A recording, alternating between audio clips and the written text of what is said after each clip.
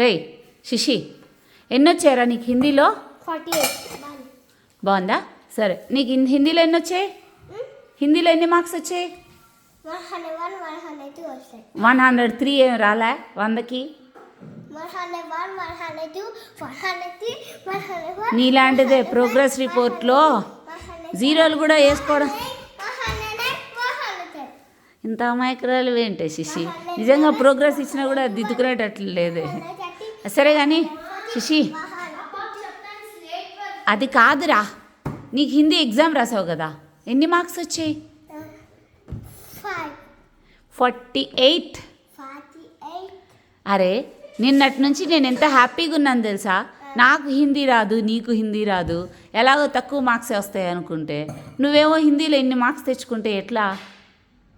అమ్మలాగా అయితే హిందీలో తక్కువ మార్క్స్ వస్తాయి అనుకున్నా, నువ్వు కూడా హిందీలో ఫస్ట్ వచ్చేసినావు. మరి నేనెట్లా? అమ్మ ఒక్కటే అయిపోతుంది. శిషి కంగ్రాట్స్, బాగా రాసావు ఎగ్జామ్స్.